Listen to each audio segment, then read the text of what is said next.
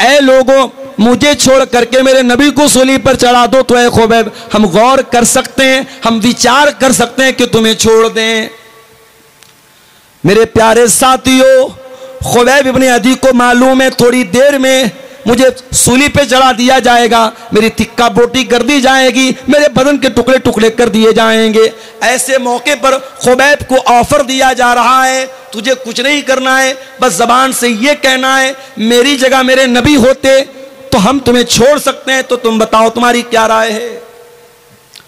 Khubaib बिन अदी कहते हैं कि ऐ जालिमों, तुम मेरी जगह मेरे नबी को सूली पे चढ़ाने की बात करते हो, मैं तो यह भी गवारा नहीं करूंगा कि मेरी जान बच जाए और मेरे नबी के पांव में कांटा भी चुभोया जाए। तुम मेरी जगह मेरे नबी को सूली पे चढ़ाने की बात कर रहे हो, अरे ये तो बहुत दूर की बात है। खुबैब तो यह भी गवारा न करेगा कि खुबैब की जान को बख्श दिया जाए, खुबैब को रिहा कर दिया जाए और बदले में खुबैब के नबी के पांव में कांटा चुभोया जाए। अल्लाह अकबर। आपने इकरार कर लिया कि अब आप जनाब मुहम्मदुर रसूलुल्लाह सल्लल्लाहु अलैहि वसल्लम के लाए हुए दीन और लाई हुई शरीयत को फॉलो करने वाले हैं, उसके मानने वाले हैं। अब आप उस शरीयत के खिलाफ नहीं जाएंगे, उसकी मुखालफत नहीं करेंगे। इसलिए कि अल्लाह के आखिरी नबी अपनी मर्जी से, अपनी ख्वाहिश नफ्स से कुछ नहीं बोलते थे।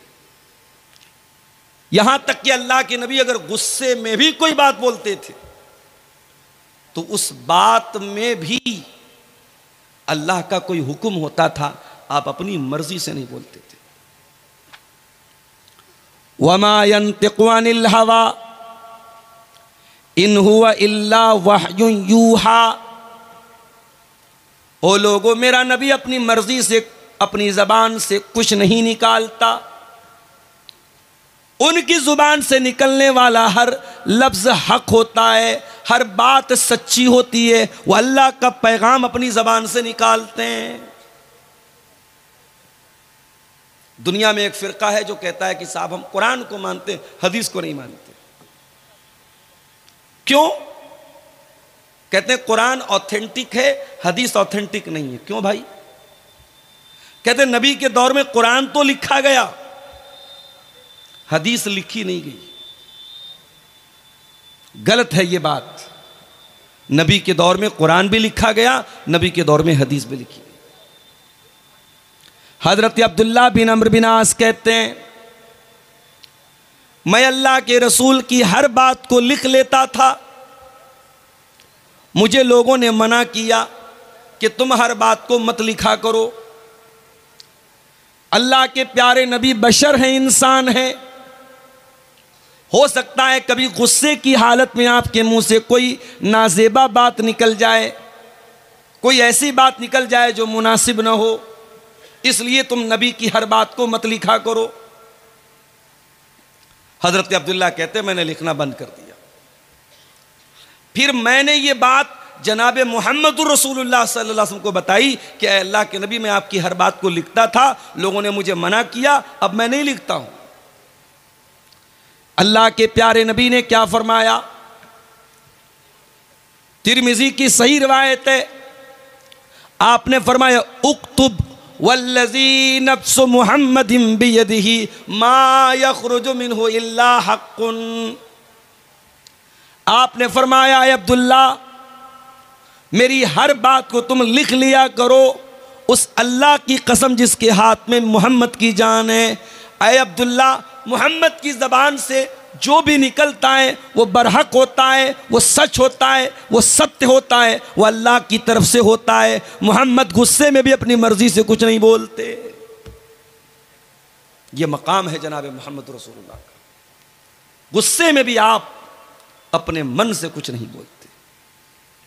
जब आपने कलमा पढ़ा अशहदु अन्ना मुहम्मद रसूलुल्लाह, आपने इकरार कर लिया कि मैं उस नबी का मानने वाला हूं, उस नबी की लाई हुई शरीयत को मानने वाला हूं। इतना ही नहीं, जब आप ये कहते हैं कि हम मुसलमान हैं, और जब आप ये कलमा पढ़ते हैं अशहदु अल्ला इलाहा इल्लल्लाह व अशहदु अन्ना मुहम्मदन अब्दुहु व रसूलुहु, जब आप ये कलमा पढ़ते हैं, ये कलमा पढ़ते ही आप इस बात की गवाही भी देते हैं कि मैं दुनिया में सबसे ज़्यादा अगर किसी से मोहब्बत करता हूं तो अल्लाह से करता हूं और उसके रसूल से करता हूं। अल्लाह से बढ़ के कुछ नहीं, रसूल से बढ़ के कुछ नहीं। इस कलमे का एक मतलब यह भी है, दुनिया में बहुत सारी चीज़ों से हम मोहब्बत करते हैं। माल से मोहब्बत करते हैं, औलाद से मोहब्बत करते हैं, माँ बाप से हमें मोहब्बत होती है, भाई बहनों की मोहब्बत होती है, बीवी बच्चों की मोहब्बत होती है, कारोबार की मोहब्बत होती है, धन दौलत की मोहब्बत होती है, घर मकान की मोहब्बत होती है। मगर एक मोहब्बत ऐसी है जो इन सारी मोहब्बतों से बढ़ करके, वो कौन सी मोहब्बत है? आइए कुरान का 10वां पारा खोलते हैं। सूरह तौबा की आयत नंबर 24 में अल्लाह फरमाता है, कुल इनकान आबाउकुम व अबनाउकुम व इख्वानुकुम व अज़वाजुकुम व अशीरतुकुम व अम्वालुन इक़्तरफ़्तुमूहा व तिजारतुन तख़शौन कसादहा व मसाकिन तरदौनहा। 8 चीज़ों का नाम लिया अल्लाह ने, और ये 8 चीज़ें वो हैं दुनिया का कोई इंसान नहीं कह सकता कि इन 8 चीजों से मुझे मोहब्बत नहीं है। कुल इनकान आबाउकुम, ऐ नबी आप फरमा दीजिए अगर तुम अपने बापों से मोहब्बत करते हो। कौन बेचारा है जो अपने बाप से मोहब्बत नहीं करता? हां, वही अपने बाप से मोहब्बत नहीं करेगा जिसके सीने में दिल नहीं पत्थर होगा। जिसके सीने में दिल होगा वो अपने बाप से नफरत नहीं कर सकता। एक बात बोलूं आपसे, जब मां बाप की बात आती है ना, तो आमतौर से मां की कुर्बानियों का नाम लिया जाता है। मां पेट में रखती है, मां जन्म देती है, मां दूध पिलाती है, मां गीले बिस्तर पे सो जाती है। मां की खूबियों को बयान करते करते बाप के एहसान कहीं पीछे छुप जाते हैं मेरे भाई। मां का एहसान नजर आता है, बाप का एहसान नजर नहीं आता। तेरी मां ने अगर 9 महीने तुझे पेट में रखा है तो तेरी मां को सपोर्ट करने वाला, तेरी मां को खिलाने पिलाने वाला, तेरी मां की हर जरूरत का ख्याल रखने वाला तेरा बाप है। तूने अगर मां के दूध को पी करके तेरे जिस्म में जान आई है तो बाप की उंगली ने तुझे जिंदगी में चलना सिखाया है। मां के आंचल में अगर जमाने की धूप से तुझे नजात मिलती है तो बाप वो दीवार बन के हमेशा खड़ा रहता है हर मुसीबत में, हर मुश्किल में।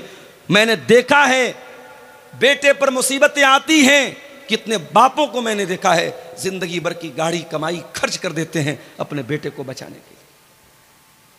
इसलिए मां के एहसान अपनी जगह हैं, बाप के एहसानात को कभी अंडर एस्टिमेट मत करना मेरे भाइयों, बाप के एहसान को कभी कमजोर मत समझना।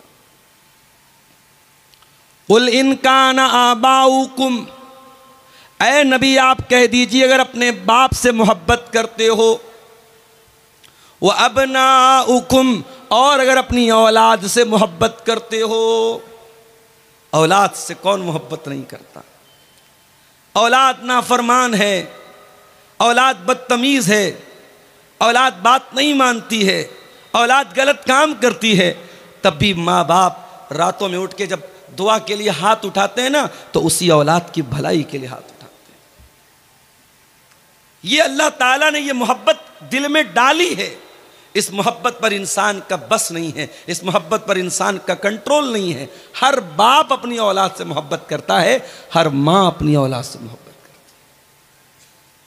हाँ, एक दिन ऐसा आएगा जब मां को अपने बच्चे की भी फिक्र नहीं होगी, और वो दिन कौन सा होगा? वो कयामत का दिन होगा। अल्लाह ने फरमाया ना सूरह हज की शुरुआत की आयत में, या अय्युहन्नासुत्तकू रब्बकुम इन्न ज़ल्ज़लतस्साअति शैउन अज़ीम यौम तरौनहा तज़हलु कुल्लु मुर्ज़ियतिन अम्मा अर्ज़अत व तदउ कुल्लु ज़ाति हम्लिन हम्लहा। क़यामत के दिन दूध पिलाने वाली माँ, दुनिया में यह पॉसिबल नहीं है। माँ अपने दूध पीते बच्चे को कभी नहीं छोड़ सकती। गाजा में बम बरस रहा है, बारूद बरस रहा है, लेकिन मां अपने बच्चे को छोड़ के नहीं भागती है। अपने बच्चे को अपने आंचल में अपनी गोद में लिए लिए मां मर जाती है, मगर बच्चे को नहीं छोड़ती है। कुल इन कान आबाउकुम, ऐ नबी आप कह दीजिए अगर अपने बाप से मोहब्बत करते हो, वह अबनाउकुम अपने बेटों से मोहब्बत करते हो, वह इखवानुकुम और अपने भाई से मोहब्बत करते हो। भाई भाई के कहते हैं ना, भाई भाई के जिसमें एक मां बाप का खून दौड़ता है। पड़ोसी पड़ोसी से झगड़ा कर रहा है, हमसे कोई मतलब नहीं होता। गांव में गांव का किसी से झगड़ा हुआ, हमें कोई मतलब नहीं। हमारे भाई को किसी ने मार दिया, हमें गुस्सा आ जाता है। हमारे भाई को किसी ने गाली दे दी, हमें गुस्सा आ जाता है। ये गुस्सा क्यों आता है? ये अल्लाह ताला ने मोहब्बत डाली है भाई के दिल। अगर तुम अपने भाइयों से मोहब्बत करते हो, वह अज़वाजुकुम, और अगर तुम अपनी बीवियों से मोहब्बत करते हो, शादी के बाद शौहर और बीवी की मोहब्बत भी बड़ी अनमोल मोहब्बत है मेरे भाई। ये वो मोहब्बत नहीं है जो किसी रेस्टोरेंट में, किसी पार्क में, किसी फेसबुक और व्हाट्सएप के चैटिंग में तैयार हुई है। यह मोहब्बत निकाह के जरिए तैयार हुई है। यह अल्लाह ने मोहब्बत डाली है। शौहर के दिल में बीवी की मोहब्बत, बीवी के दिल में शौहर की मोहब्बत। और एक बात बोलूं, शौहर बीवी के बीच में अगर मोहब्बत नहीं है तो यह रिश्ता नहीं चल सकता। यह रिश्ता तभी चलेगा जब एक दूसरे की मोहब्बत होगी। अगर मोहब्बत नहीं है तो मशीन की तरह यह रिश्ता चलेगा। शौहर आएगा, अपनी जरूरत पूरी करेगा, बीवी अपना हक अदा करेगी, बस काम खत्म। दिल का दिल से कोई कनेक्शन नहीं होगा जब तक दिल में मोहब्बत ना हो एक दूसरे की। बड़ा प्यारा रिश्ता है मियां बीवी का रिश्ता। जानते हो इस रिश्ते को अल्लाह ने लिबास कहा है। कुरान का दूसरा पारा उठाओ, हुन्ना लिबासुल लकुम व अंतुम लिबासुल लहुन्ना। तुम अपनी बीवियों के लिए लिबास हो और तुम्हारी बीवियां तुम्हारे लिए लिबास हैं। ये लिबास क्यों कहा? तुम्हारी बीवी तुम्हारे लिए लिबास है, लाइक अ ड्रेस। तुम्हारी बीवी तुम्हारे लिए ड्रेस है। तुम्हारी बीवी तुम्हारे लिए वैसी है जैसे तुम्हारा कपड़ा है। भाई बीवी का कपड़े से क्या ताल्लुक है? कपड़ा हमेशा बदन के साथ लगा रहता है। आप रात में सोते हैं तो भी बनियाइन और लुंगी के साथ सोते हैं।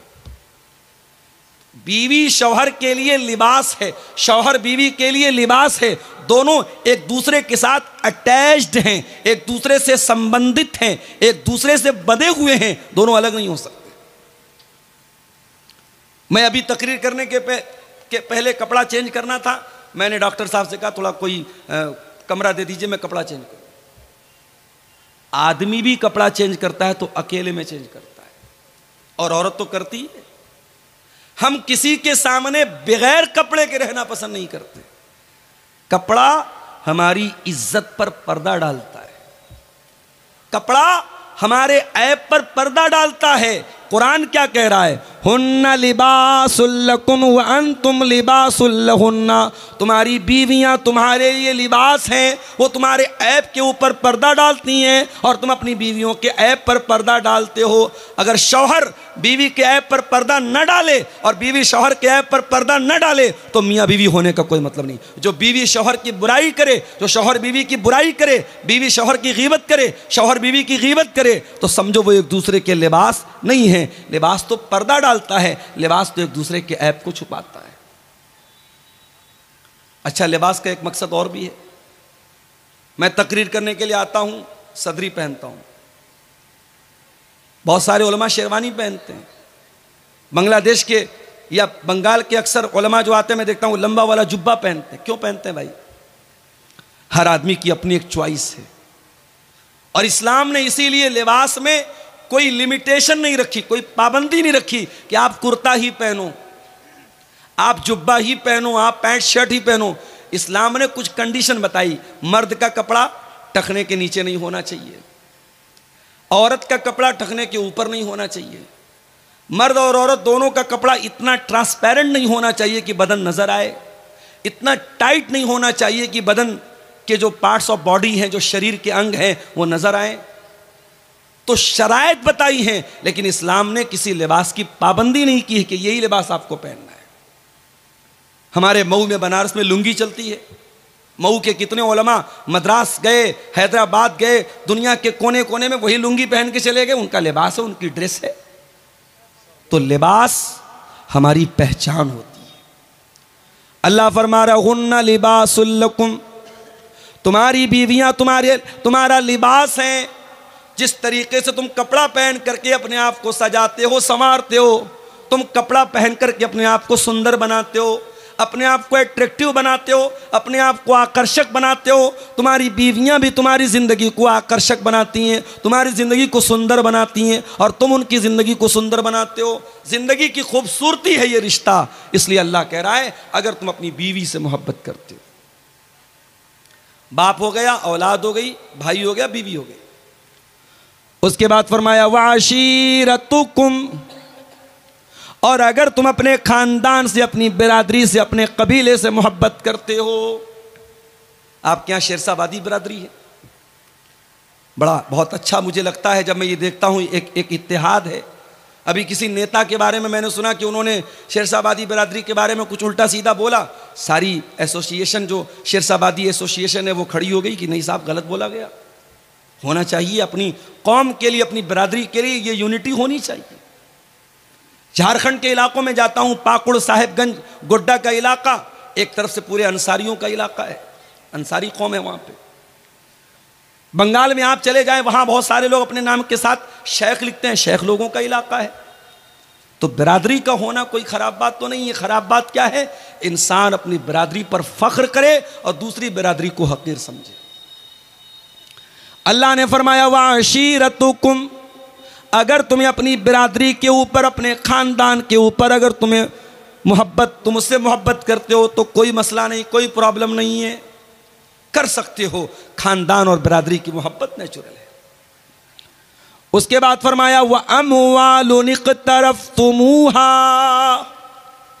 और वो माल जिसको तुम कमा कमा करके, मेहनत कर करके कमाते हो, लाते हो, अगर तुम अपने माल से मोहब्बत करते हो तब भी कोई प्रॉब्लम नहीं है। यह अलग बात है कि मेहनत से कमाया हुआ वो माल हमारा नौजवान जुए में जाकर के बर्बाद कर देता है, मेटा ओजोन में जाके बर्बाद कर देता है, क्रिप्टो करेंसी में ले जाके बर्बाद कर देता है। हमारे नौजवान को क्या चाहिए? बैठे बिठाए पैसा चाहिए। कोई कंपनी आती है, साहब 1 लाख रुपया लगा तो हर महीने 15,000 देंगे, हमारा नौजवान झट से तैयार हो जाता है। बैठे बिठाए पैसा किसको बुरा लगता है? मुंबई और हैदराबाद के मुसलमानों का करोड़ों रुपया, ऐसी ही एक कंपनी आई थी, उसने दावा किया था 1 लाख रुपया आप लगाओ, हम 3,000 रुपया हर महीने आपको देंगे, हम बिजनेस करेंगे, आपके पैसे से आपको प्रॉफिट देंगे। दुनिया का कौन सा ऐसा कारोबार है जिसमें सिर्फ प्रॉफिट होता है? मेरे भाई, कारोबार का मतलब प्रॉफिट और लॉस दोनों होता है। इंडियन शेयर मार्केट पिछले 1 महीने में धड़ाम धड़ाम गिर रही है, आज भी मार्केट काफी गिरी हुई है। तो मार्केट का काम है अप एंड डाउन होना, कभी चढ़ती है कभी उतरती है।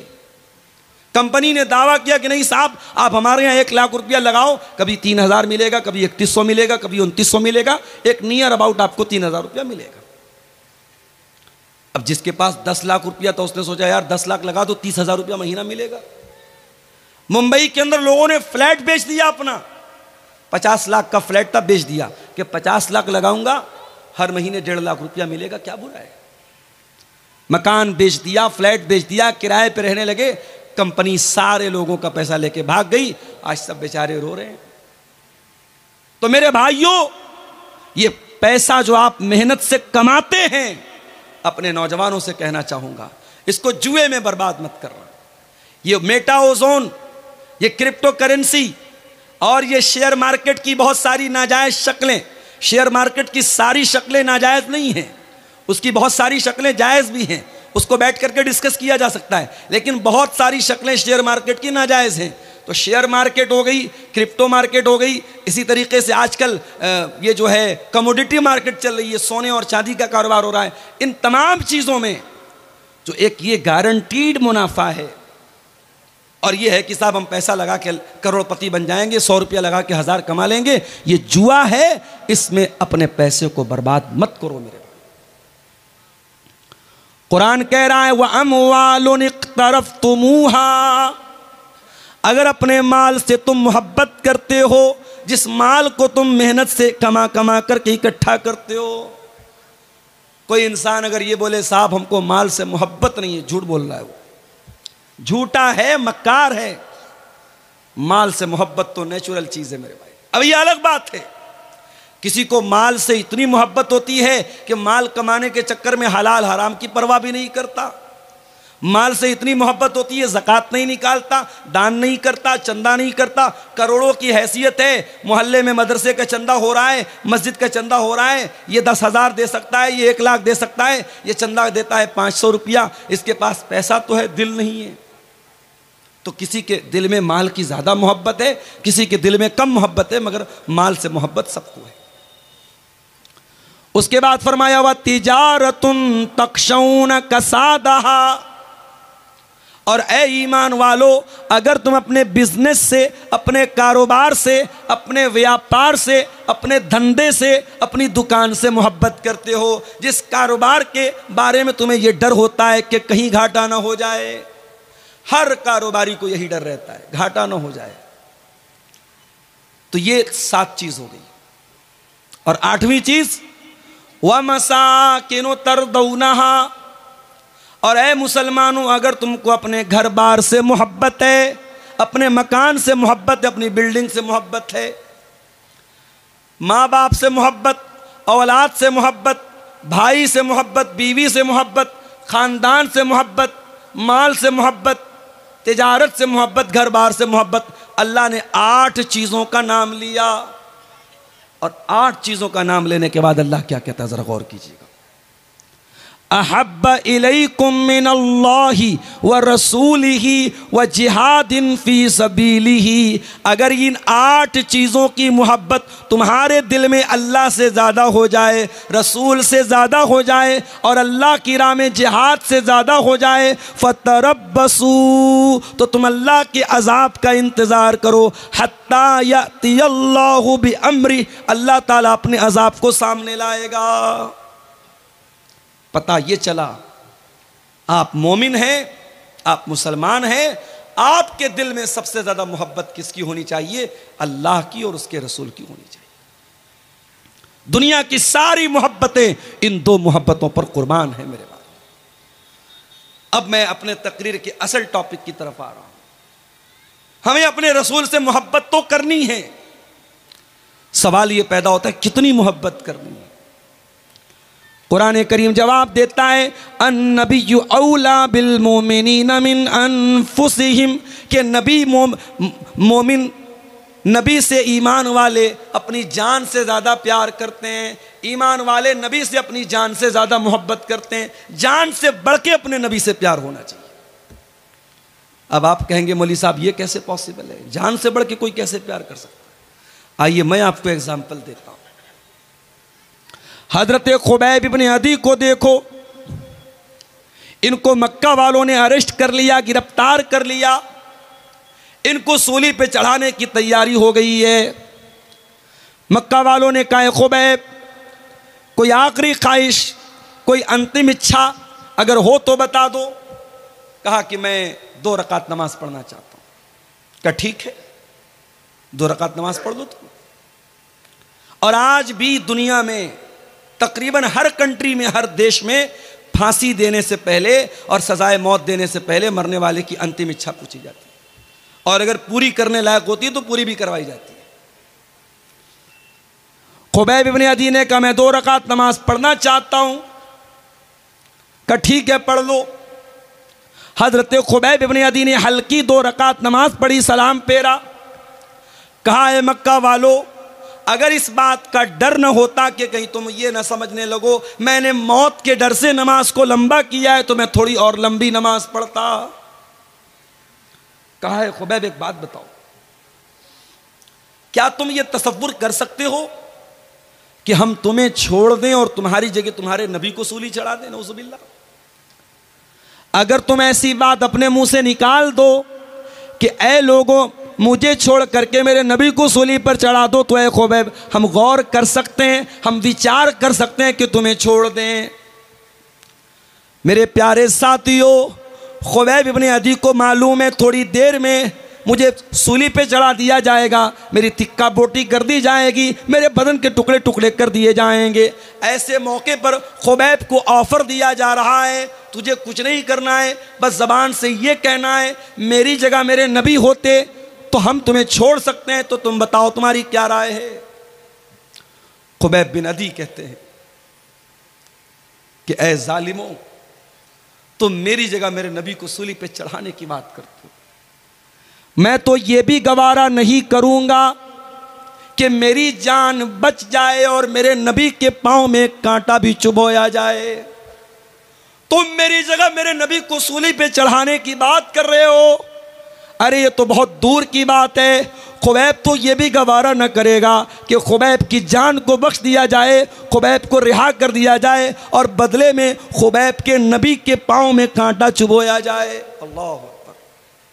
ये थी मोहब्बत, ये थी मोहब्बत। अन नबिय्यु औला बिल मोमिनीन मिन अनफुसिहिम, ईमान वाले अपने नबी से अपनी जान से ज्यादा प्यार करते। हजरत बिलाल को देखो मेरे भाइयों, नौजवान भाइयों, अपनी स्मार्टनेस पर, अपनी खूबसूरती पर, अपने हैंडसम होने पर, अपने गोरे गोरे रंग पर नाज करने वाले भाइयों और बहनों, अल्लाह ने अगर आपको खूबसूरत बनाया है बहुत अल्लाह का शुक्र अदा करो, मगर याद रखो खूबसूरती ये अल्लाह के यहाँ कोई काम आने वाली चीज नहीं है। अल्लाह के यहाँ आपकी शक्ल सूरत ये मैटर नहीं करती है।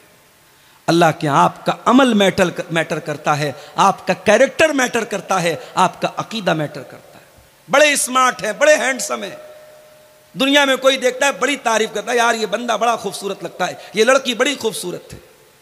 दुनिया वालों के कॉम्प्लीमेंट हासिल करने के लिए, दुनिया वालों की तारीफ हासिल करने के लिए अपने गोरे गोरे रंग पर नाश करने वालों, अपनी गोरी चमड़ी पर नाश करने वालों, बिलाल कोई गोरा तो न था, बिलाल कोई हैंडसम तो न था, बिलाल कोई स्मार्ट तो न था, बिलाल का रंग काला था।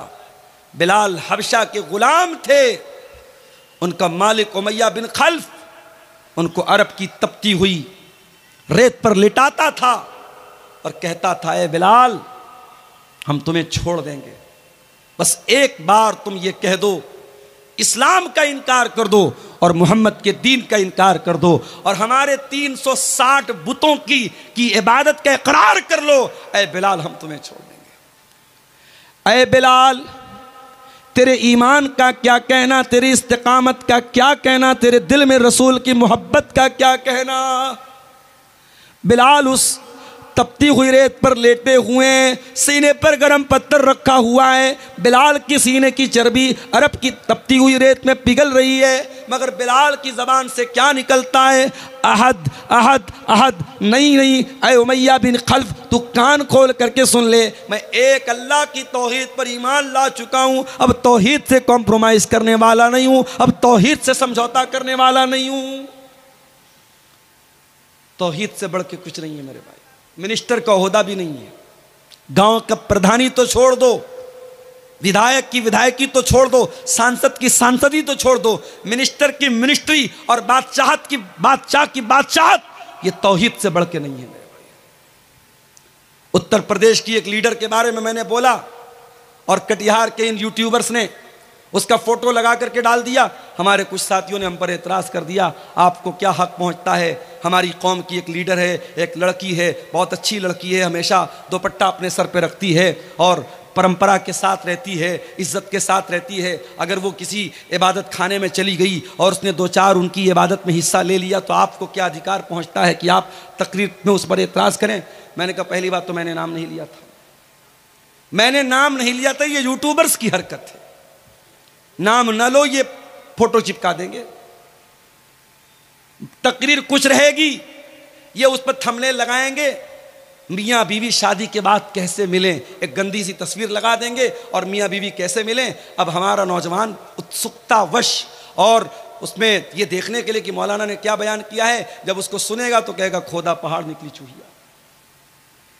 ये हमारे यूट्यूबर्स की हरकत है, इनको व्यू हासिल करना है, कुछ भी थंबनेल लगा देंगे, कुछ भी उस पर लगा देंगे। एक जगह तकरीर मेरी हो रही थी, गर्मी का मौसम था, मैं पसीने पसीने था, एक आदमी मेरे पीछे से आया, वो मुझे पंखा करने लगा। लोगों ने बताया थोड़ा दिमाग का क्रैक है, वो आकर के पंखा करने लगा, बोला आप गर्मी से मर जाएंगे। मैंने कहा भाई मैं गर्मी से नहीं मरूंगा, तुम बैठ जाओ। अब एक यूट्यूबर ने उस पर थंबनेल लगाया, तकरीर में हुआ हंगामा, मौलाना भड़क गए। अरे भाई किस पर भड़का मैं, तो कुछ भी चल रहा है आजकल। मैंने तकरीर में सिर्फ इतना बयान किया, उत्तर प्रदेश की एक लीडर के बारे में, मैंने नाम भी नहीं लिया। मैंने कहा एक लीडर है, मुसलमान लीडर हैं, बड़ा उनकी तारीफ हो रही कि साहब बहुत अच्छे परिवार से उनका संबंध है और बहुत सारे वोटों से जीत करके वो आई हैं और पार्लियामेंट में हमारी नुमाइंदगी कर रही हैं। उनका एक वीडियो मैंने देखा कि एक इबादत खाने में, गैर मुस्लिमों के इबादत खाने में दाखिल हुई और उनकी इबादत में उनके जो धार्मिक क्रियाक्रम होता है उसमें शामिल हुई। मैंने कहा ये गलत है। एक सीधी सीधी बात सुन लो, अभी दिल्ली में ऑल इंडिया अहले हदीस कॉन्फ्रेंस हुई, मेरी तकरीर होने वाली थी वहां, बनारस से मेरी फ्लाइट थी, मैं नहीं जा सका। उस कॉन्फ्रेंस में मेरी तकरीर का जो टॉपिक था वो क्या था? इस्लाम और मजहबी रवादारी, इस्लाम एंड रिलीजियस टॉलरेंस। इस्लाम दूसरे के मजहब के बारे में हमें अपने अंदर बर्दाश्त का मादा पैदा करने का हुक्म देता है, ये मेरा टॉपिक था। तो मैं उस तकरीर में जो बात बयान करने वाला था, जो मैंने नोट्स बनाए थे, उसमें एक बात मैंने ये भी लिखी थी कि रवादारी का मतलब, टॉलरेंस का मतलब ये नहीं है कि मैं आपके मजहब पर अमल करूं, आप मेरे मजहब पर अमल करें। नहीं, टॉलरेंस तो ये है आप अपने धर्म पर अमल करें, मैं अपने मजहब पर अमल करूं, ना मुझे आपके मजहब पर कोई एतराज हो, ना मैं आपके मजहब को कुछ बुरा भला कहूं और ना आप मेरे मजहब के साथ कोई छेड़छाड़। ये टॉलरेंस है। हमारे यहां टॉलरेंस का मतलब क्या समझ लिया कि साहब जब कोई गैर मुस्लिम कुरान पढ़ेगा तब टॉलरेंस है और जब कोई मुसलमान वेद गीता और रामायण पढ़ेगा तब टॉलरेंस है। नहीं मेरे भाई, मुसलमान अपनी नमाज पढ़े और गैर मुस्लिम अपनी पूजा पाठ करे, ईसाई अपने चर्च में जाकर के आराम से इबादत करे, सिख मजहब का मानने वाला अपने गुरुद्वारा में जाकर के अपनी पूजा करे, जैन मजहब का मानने वाला अपने एतबार से इबादत करे, और हमें किसी के इबादत करने पर और किसी के त्यौहार मनाने पर हमें कोई एतराज़ ना हो। ये टॉलरेंस है, ये रवादारी है, ये भाईचारा है और इस भाईचारे को हम भारत में फैलाना चाहते हैं और इसको बढ़ावा देना चाहते हैं।